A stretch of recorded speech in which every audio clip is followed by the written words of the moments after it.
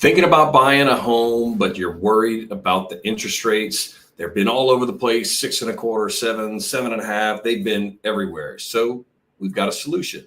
Yes. So an easy solution for that scenario is a temporary rate buydown. So what is a temporary rate buydown, Tracy? It is an opportunity to lower your interest rate temporarily over the first 1 to 3 years by buying the rate down for that short period of time. And there's a couple of different options. You've got a 2-1 rate buydown and a 3-2-1 rate buydown. So kind of walk us through what that looks like. Yeah. So actually, if you want to bring up the calculator on the screen, that's a good little visual right there. So let's say you're buying a house and the loan amount, not the purchase price, but the loan amount is $300,000. Let's say that the starting just regular 30-year fixed rate is 6.5. So that's what your approximate monthly payment would be from a principal and interest standpoint, not including taxes and insurance. You'll see the $1,896 right there. So then if you scroll down, let's go to the 2-1 buy down. The 2-1 buy down and the 3-2-1 buy down are the most popular. You can do a 1-0 buy down as well. But those other ones are the more popular options. So you'll see for the first year, let's focus on the 2-1 buy down.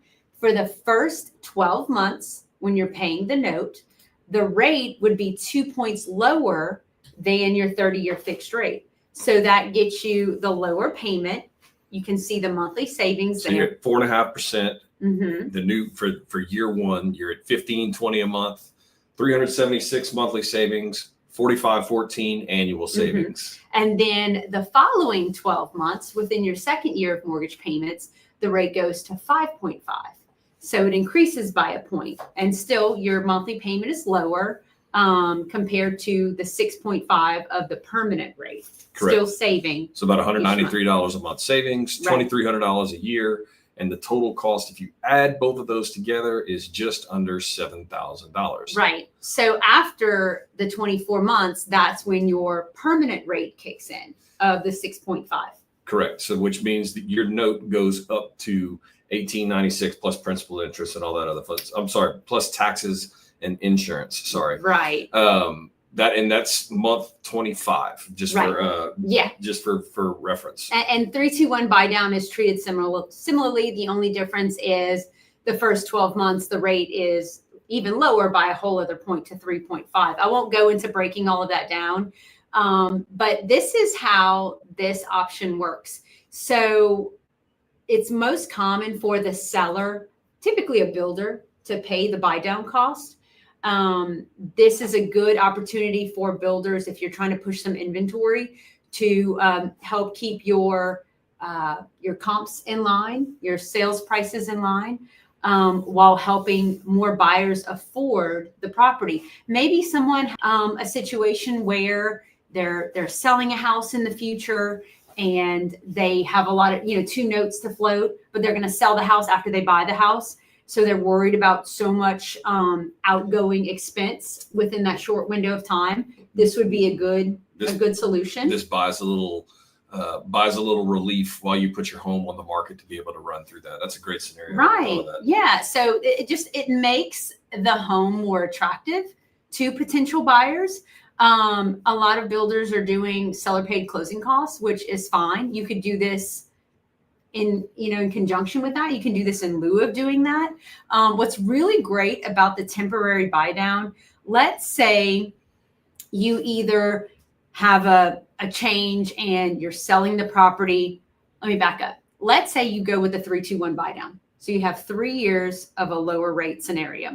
Let's say in year 2, you get a job promotion and you get relocated. Okay. You don't lose the remaining portion of the buy down cost. It's prorated. So the unused portion of the buy down actually gets credited to your mortgage payoff. So essentially what ended up happening was the interest rate portion of your mortgage payment, make sure I'm explaining this correctly. The interest rate portion of your mortgage payment was prepaid down by 2 points for 1 year, down by 2 points. 2 points on 1 year, down by 1 point on the second year. So anything that's not used in this scenario actually gets reimbursed, because this was actually money spent that doesn't necessarily go to principal. It actually comes back to your pocket. Right. It doesn't if you were to disappear. refinance, pay the house off, sell the house, and you do it within that window of your lower monthly mortgage payments, your lower interest rate payments, then whatever the unused portion is, you get a refund back on your mortgage payoff, which is really cool. So you don't lose it per se. That's a common question that I've gotten doing this. Well, what if things change, and what if I do want to refinance? What if rates do drop, or whatever the scenario is? You don't lose that money, which is really cool. Those funds can actually be used to turn around and, pay for the refinance costs if rates happen to improve in that. Right. So one other quick thing, this is kind of a little bit of a skirt off. I've been hearing this a good bit through some lenders from closings. You'll hear, we will refinance it for free if, when the rates go down. I want to unpack that a little bit, because first off, there's no such thing as a free lunch. Right. And if it's too good to be true, it probably is. Yeah.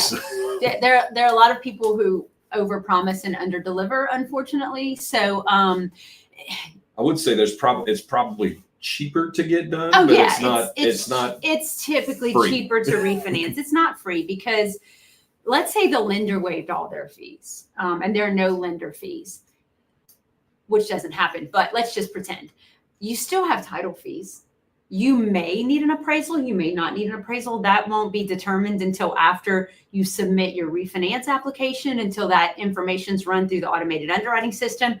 And if that underwriting system says, oh, hey, yes, comps, we do have data that support that value on that property, we aren't going to require an appraisal. You have to get that far in the refinance process before you can even guarantee whether an appraisal will be needed or not.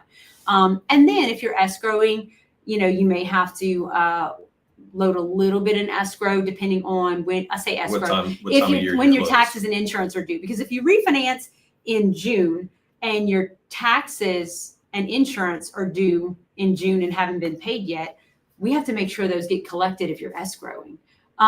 So to say that there are no costs on a refinance, be very cautious. If someone tells you that. I've been doing this for a long time, and most refinances come with a much lower cost. That is true. It is definitely cheaper, but it's not free. Not free. That's a little tangent. That's a little bonus part of the episode over today. Yeah. But, obviously this is a great tool to be able to use if you're in a spot where, like you talked about, you got a contingent contract, or you need to sell your home. It's good after you buy your first one. It's good for the buyer. It's good for the seller. It's great for a builder. It works on conventional FHA, VA loans. It's a good opportunity, as long as I do a good job of educating my clients on what it is and how it works and what to expect, in the coming years. So if this is something you're interested in, whether you're a seller, a builder, a buyer, please let me know. Awesome. Where can they find you? Tracy.Lacer@HancockWhitney.com. We'll see you guys next week.